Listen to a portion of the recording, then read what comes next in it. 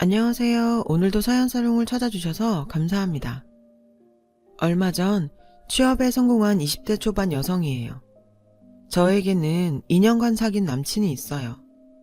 남친과 저는 앤틱샵에서 만났어요. 사장과 아르바이트생으로요. 저보다 7살 많은 남친은 광고회사에 다니다 여행에 미쳐서 회사를 그만두곤 몇 년 동안 세계 여행을 했었대요. 언젠가 그때 사진을 보니 더벅머리에 그을린 피부까지 노숙자가 따로 없더라고요. 암튼 그러던 중 리스본에서 가장 유명한 벼룩시장인 여자 도둑시장에 가게 됐고, 그곳에서 본 구제 앤틱 생활용품에 매료돼서 현재 앤틱샵을 오픈하게 됐죠. 그러니 앤틱샵이긴 해도 고가의 제품을 파는 거창한 가게가 아니라 소소한 소품과 생활용품을 주로 파는 샵이에요. 그래서 인테리어나 레트로 소품을 찾는 분들이 주로 찾는 곳이기도 하죠. 저희 학교 근처라 수업 들으러 가는 길에 종종 눈길을 두었던 곳이기도 하고요. 그러던 어느 날 가게 앞에 구인 공고가 붙었더라고요. 조건도 좋고 일도 어렵지 않은데 사람을 못 구했는지 공고가 한 달 넘게 붙어 있더라고요. 처음에 구인 글을 봤을 때만 해도 별 생각이 없던 저는 마침 알바를 하던 고깃집이 문을 닫아 새로운 알바를 구해야 했거든요. 그래서 앤틱샵 면접을 보게 됐어요. 근처 대학 학생이네요. 근데 난 아르바이트생을 구하는 게 아닌데 어쩌죠? 가게 일이 힘든 건 아니지만 내가 가게를 비우는 시간이 많아서 믿고 맡길 사람이 필요하거든요. 남친은 1년에 한두 차례는 유럽이나 인도 등지로 물건을 구하러 가야 했어요. 직접 눈으로 제품을 확인하고 구매해야 하니까요. 그래서 자신이 해외에 나가고 없는 동안 상주하면서 일할 사람이 필요했던 거죠. 남친이 없는 동안 안채 관리도 하고 공과금 납부나 통관 세금 등 믿고 맡길 사람을 원했어요. 당장 일자리가 필요했던 저는 솔직하게 제 상황을 얘기했어요. 사실 저희 집 사정이 그리 좋지 않거든요. 엄마는 제가 중학교에 들어가던 해 세상을 떠나셨고, 저는 경제력이 없는 아빠와 두 동생을 건사해야 했어요. 학비며 생활비는 고스란히 제 몫이었죠. 솔직히 상황만 보면 제가 대학에 다닐 처지는 아니었어요. 그런데도 무리해서 대학에 다닌 건 신락 같은 희망을 놓고 싶지 않아서예요. 당시 저는 수업이 끝나면 고깃집에서 알바를 했고, 집에 돌아와서는 문서 대필 알바와 우유 배달을 했어요. 그러는 와중에도 장학금을 따내야 했죠. 엄청난 학비를 충당하려면 장학금 외엔 대안이 없었거든요. 그러니 미팅이며 나이트 같은 건 상상도 할 수 없는 일이었어요. 평범한 20대 대학생의 일상은 저에겐 사치였으니까요. 그렇게 죽을 똥 살 똥 발발대며 살아도 언제나 마이너스였죠. 해가 지날수록 학자금 대출은 주렁주렁. 한순간만 삐끗해도 순식간에 파산해서 길바닥에 나앉을 판이었어요. 솔직한 심정으로 하루에도 수십 번씩 학교를 그만두고 제대로 취직해 돈을 벌까도 생각했어요. 근데 그러면 제가 힘겹게 지탱하고 있던 내 삶이 무너져버릴 것 같더라고요. 그래서 죽을 힘을 다해 버티고 있었어요. 이런 제 이야기를 들은 남친은 일단 같이 일을 해보자고 하더군요. 수업 때문에 비는 시간은 사장인 자신이 메우던가 정 안 되면 파트 알바를 쓰자고요. 정말 고마웠어요. 일은 힘들지 않았어요. 구제물품이라 세척을 하거나 상황에 따라서는 수리를 하는 정도였죠. 그렇게 1차 작업이 끝나면 사진을 찍어 홈피에 제품을 등록하고 매장 안에 DP를 해요. 대량으로 인도 공장에서 들여오는 짜이컵이나 유리 제품, 스텐 조리도구는 지방에서 편집샵을 운영하는 손님들께 입고 문자를 보내기도 하고요. 게다가 남친은 일개 알바생인 저에게 물질적, 정신적으로 많은 도움을 주었어요. 모자란 학비도 내주고 집안 문제로 목돈이 필요할 땐 선뜻 큰 돈도 빌려줬죠. 제가 용기를 잃지 않도록 말이에요. 그러는 사이 우린 사장과 알바생에서 연인 사이로 발전했어요. 지금까지 제 주변엔 저한테 기대려는 사람들만 가득했었는데 이젠 저에게도 제가 기댈 사람이 생긴 거죠. 우린 제가 졸업을 하고 동생들이 경제활동을 하게 되면 결혼을 하자고 약속했어요. 그리고 드디어 그 시간이 되었죠. 아빠는 제가 결혼 얘기를 꺼내자 난감해 하셨어요. 당연하죠. 지금까지 제가 번 돈으로 먹고 살았으니까요. 제가 떠나면 살 길이 막막해질 테니까요. 고등학교를 졸업하고 취직해서 돈을 벌던 두 동생은 제 결혼에 찬성이었어요. 그동안 고생만 했는데 이제라도 제 행복을 찾아 단란한 가정 꾸리고 살라고요. 전 그렇게 동생들의 축하를 받으며 결혼을 결심할 수 있었죠. 문제는 남친 부모님 허락이었어요. 솔직히 제가 혼수도 변변히 해갈 형편도 아니었고 결혼 후에도 친정을 나몰라라 할 수 있는 상황이 아니었으니까요. 그래서 잔뜩 긴장한 채 남친 집을 찾았죠. 아버님은 온화한 분이셨어요. 제가 고학생 신분으로 대학을 졸업해서 번듯한 직장에 취직했다고 하자 기특해 하시며 몇 번이나 칭찬해 주셨죠. 그런데 예비 시어머니는 그 반대셨어요. 곳간에서 인심 난다고 있는 집 애들이 주변에서 베풀 줄도 알고 성격도 좋더라.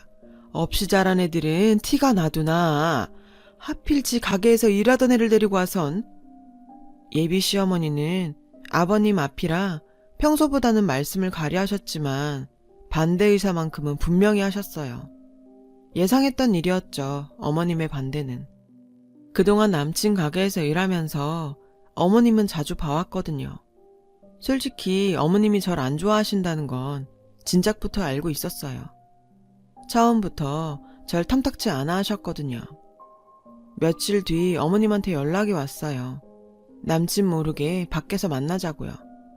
올 것이 왔구나 생각했죠. 하지만 피할 생각은 없었어요. 언제고 한 번은 넘어야 할 산이었으니까요. 내가 본로만 말할 테니까 잘 들어. 나 이 결혼 절대 못 시켜. 세상에 어지간 해야 내가 허락을 하지. 딸내미한테 들러붙어 등골 빼먹고 사는 아빠에 줄줄이 딸린 동생들. 넌 이런 걸 달고도 결혼 생각을 했니? 왜? 순진한 내 아들 꿰어서 그지 같은 네 팔자 덤탱이 씌우려고? 그래, 100번 양보해서 그딴 것들 다 이해한다 쳐. 근데 세상에 너 남편 잡아먹을 사주더라. 기가 얼마나 센지 너랑 엮이는 남자들은 죄다 황천길 행이야. 근데 그걸 알고도 내가 너한테 금쪽 같은 내 아들을 줄 수 있겠니? 어림도 없지. 내 눈에 흙이 들어가기 전엔 나 니들 결혼 절대 안 시켜. 그러니까 헛물 켜지 말고 당장 떨어져. 아우 살다 별 그지 같은 게 다 들러붙어선. 어머님은 온갖 독설을 퍼부으시곤 씩씩대며 카페를 나가셨어요. 전 잠시 멍하게 앉아 있었죠. 남편 잡아먹을 팔자? 요즘 같은 세상에 그런 이유로 결혼을 반대하다니. 웃기면서도 슬펐어요. 순간 이런 문제라면 이 결혼 못할지도 모르겠다는 생각이 들더군요. 그게 무슨 소리냐고요? 사실 어머님은 미신맹신자거든요. 남친이 물건 하러 해외에 나갈 때마다 어머님은 가게에 오셨어요. 그리곤 해괴한 짓들을 해댔죠. 가게 곳곳에 막걸리를 뿌리거나 생고기로 구멍을 틀어막고 심지어 닭피를 바닥에 뿌리기도 하셨어요.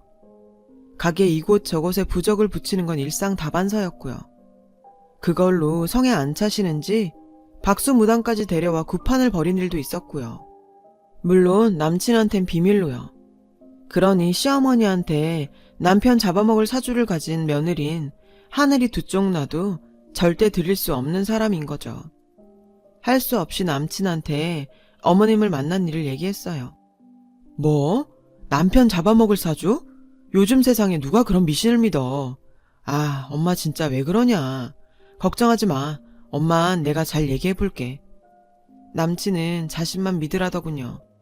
쉽지 않을 거야. 어머님한테 미신은 신앙보다 더 대단한 거니까. 실은 그동안 자기 없을 때 어머님이 가게에 오셔서 이런저런 비방을 하셨었거든. 심지어 박수무당까지 데리고 오셨고. 전 그동안 있었던 일들을 남친한테 전부 얘기했어요.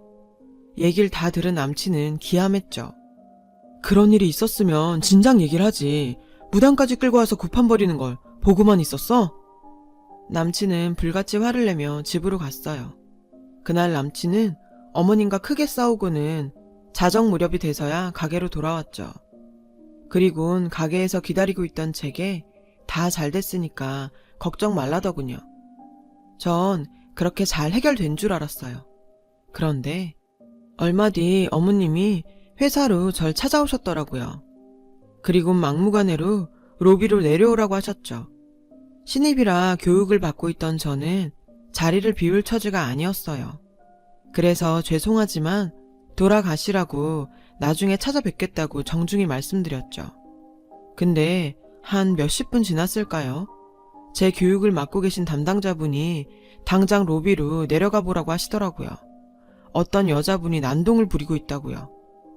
순간 눈앞이 캄캄했어요. 회개한 짓거리도 서슴지 않는 분이라 이번엔 또 어떤 일을 벌일지 걱정이 한가득이었죠. 로비까지 가는 내내 어찌나 다리가 후들거리던지. 맙소사, 로비에 도착해보니 바닥엔 시뻘건 피가 낭자했어요. 어머님 짓이었죠.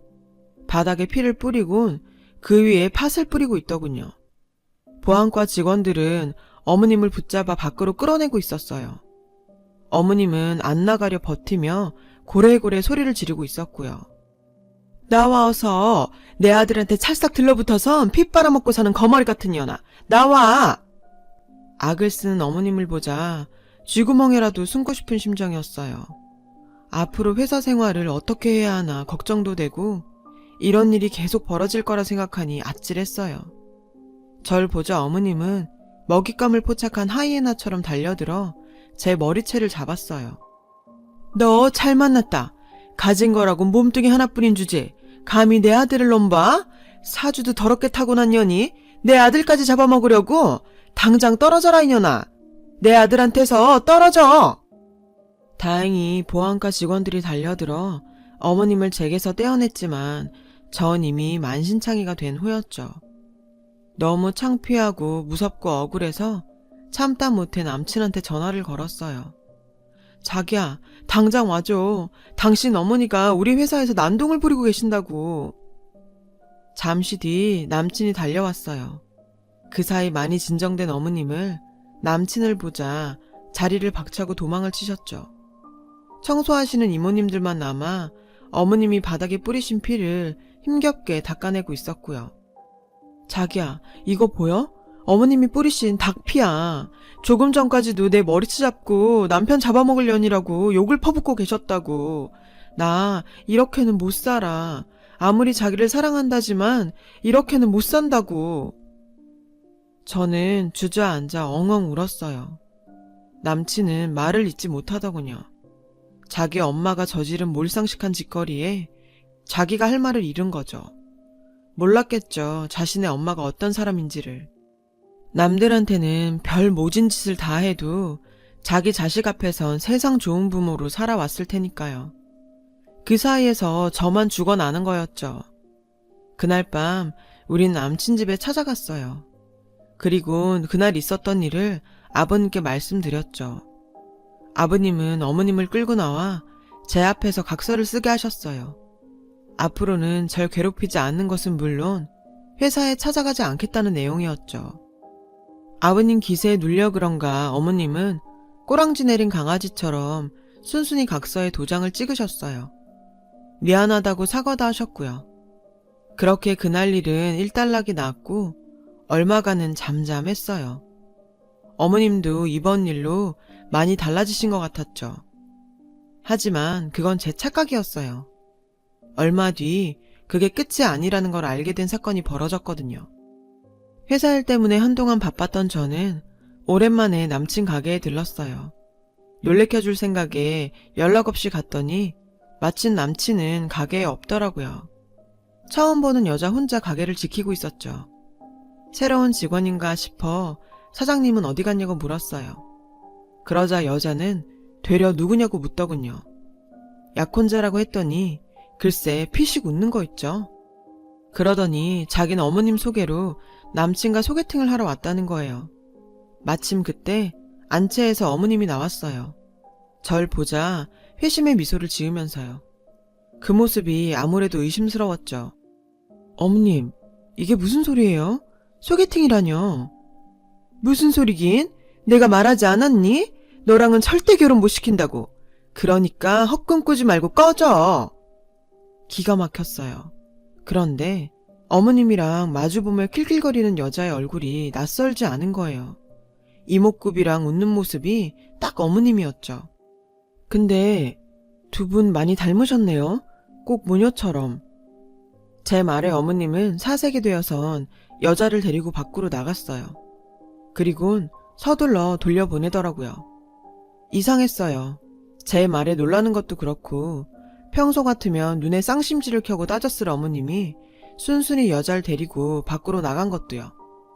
아무래도 어머님이 계략을 꾸미는 것 같았죠.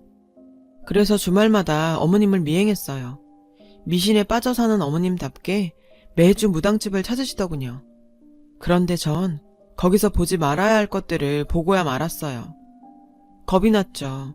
제가 알게 된 사실을 남친한테 알리면 엄청난 후폭풍이 밀려올 테니까요. 그렇다고 모른 척할 수도 없었어요.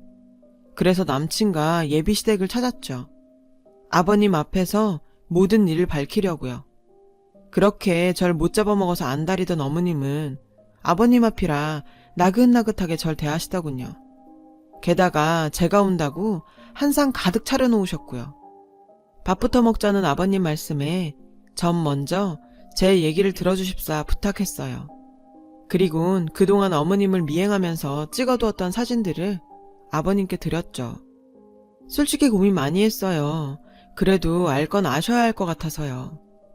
사진에는 어머님이 무당집을 드나드는 모습과 박수무당과 장을 보고 모텔로 들어가는 모습이 찍혀 있었죠.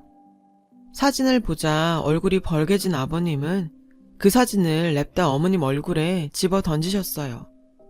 아버님은 죽일 듯 노려보며 소리치셨죠. 이 여편네야, 이게 무슨 짓이야? 그제야 사진을 본 어머님은 사색이 됐어요. 허겁지겁 바닥에 흩어진 사진을 주우며 오해라며 용한 무당이라 자주 찾긴 했지만 당신이 생각하는 그런 사이는 절대 아니라고 부인했죠. 이 영악한 년이 내가 지들 결혼 반대한다고 날 모략하는 거예요. 여보, 내 말 좀 믿어줘요. 30년 넘게 한 입을 덮고 산 사람이 날 그렇게 몰라요? 당신 돈 번다고 7년이나 사우디 나가 있을 때 나 혼자 애 키우고 살면서도 힘든 내색 한 번 안 했어요. 그런데 날 어떻게 박수무덩이랑 엮어? 그래서 정말. 어머님은 눈물까지 흘려가며 연극을 하더라고요. 그 눈물에 아버님이 살짝 흔들리는 것 같았어요. 그러자 어머님은 이때다 싶었는지 절 공격하시더라고요. 너 이러는 거 아니다. 아무리 내가 널 반대했기로서니 어떻게 사람을 이렇게 모함할 수가 있니? 네가 나 미워하는 건 안다만 멀쩡한 남의 가장 파탄내는 건 나쁜 짓이야 얘. 여자 하나 잘못 들어오면 집안이 망한다더니 그 말 틀린 거 하나 없다니까. 아휴 내 팔자야. 어떻게 저런 게 우리 집에 들어와선. 어머님 모함이라뇨. 어머님이야말로 저한테 왜 이러세요? 왜 절 나쁜 사람을 만드시냐고요? 여자가 잘못 들어오면 집이 망한다고요? 외람되지만 그 말은 제가 들을 말은 아닌 것 같네요. 이유는 어머님이 더 잘하실 거라고 생각해요. 그리고 왜 어머님 쇼 그만하세요. 다른 사람들은 몰라도 전 안 속아요. 이게 어디서 바락바락 대들어? 네가 이러고도 내 며느리로 살 수 있을 것 같아? 지 분수도 모르고 까불고 있어? 어머님은 목에 핏대를 세우곤 죽일 듯 절 노려보며 말했어요. 어찌나 기세 등등하시던지 누가 보면 오히려 제가 죄 지은 사람인 줄 알겠더라니까요. 그렇다고 이렇게 밀릴 순 없었어요. 그동안 당한 게 너무 억울했으니까요. 저요, 어머님 며느리 안 하면 그만이에요. 솔직히 조용히 헤어질까도 생각했어요. 저만 입 다물고 사라지면 될 일이었다면 그랬을 거예요. 근데요, 제가 그런다고 어머님의 악행이 끝이 날까요? 모르긴 해도 어머님은 상현 씨가 데려오는 며느리감이 성에 안 차면 언제고 저한테 했던 것처럼 괴롭힐 뿐이에요. 그래서 안 되겠더라고요. 어머님 때문에 상처받는 건 결국 어머님 아들 상현 씨일 테니까요. 전 제가 사랑하는 남자가 더 이상 고통받는 건 볼 수 없어요. 모함이라고 하시니 이번에야말로 더 확실한 증거를 보여드려야겠네요. 더 이상 어머님이 아버님과 상현 씨를 기망하지 못하게요. 그리고 이거 한 가지만 알아두세요. 여자가 잘못 들어와서 집안이 망하는 게 아니에요. 잘못을 저지른 사람 때문에 집이 망하는 거지. 어머님처럼요. 나머지 일은 가족들끼리 해결하시는 게 좋겠네요. 상현 씨, 상황 정리되면 연락해. 저는 아버님께 녹음기를 전해드리고는 그 집을 나왔어요. 제가 집을 나오고 얼마 안 돼 상을 뒤엎는 소리가 밖에까지 들리더군요. 어머님 비명소리도요. 얼마 뒤 남친한테 연락이 왔어요. 아버님은 어머님과 이혼 소송 중이시고 박수한테는 위자료를 청구하셨대요. 그날 아버님께 드린 녹음기에는 어머님과 박수무당의 대화가 들어있었거든요. 둘 사이는 오래된 애원관계로 그동안 어머님은 아버님 몰래 두 집 살림을 해오셨더라고요. 둘 사이엔 자식도 있는데 그게 바로 전에 남친 가게에서 본 소개팅녀였죠. 절 떼어내려고 맞선 여인 척 데려왔다가 제가 모녀 사이인 걸 눈치채자 얼른 돌려보낸 거였어요. 아무리 그래도 이부 동생을 오빠 맞선녀로 데려오다니 정말 엽기적이지 않나요? 아버님이 한국을 떠나 계셨던 7년 동안 어머님은 남친을 친정집에 맡겨두고 박수와 동거하며 애까지 뵀던 거예요. 솔직히 엄청난 일이기에 덮어둘까도 생각했었어요. 한 집안을 풍비박산 내는 일이니까요. 하지만 남친은 제 인생에서 처음으로 버팀목이 되어준 사람이었기에 은혜를 갚고 싶었거든요. 이번 일로 남친과 이별을 한다 해도요. 아무리 좋은 뜻에서 벌린 일이라고는 하지만 자기 부모님의 치부를 들춘 여자를 전처럼 사랑할 수 있겠어요? 솔직히 저라도 그건 힘들 것 같아요. 제 예상대로 남친은 잠시 시간을 갖자더군요. 저도 그러자고 했어요.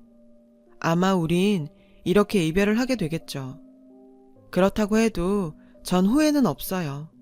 언젠가 남친도 제 마음을 알아줄 거라 믿으니까요. 이래저래 복잡한 제 마음 들어주셔서 감사합니다. 들어주신 분들 행복하시고 항상 건강하시길 바래요. 여러분, 사연 댓글에 응원과 현명한 조언 부탁드려요. 좋아요와 구독은 저에게 큰 힘이 됩니다. 오늘도 좋은 일 가득하세요.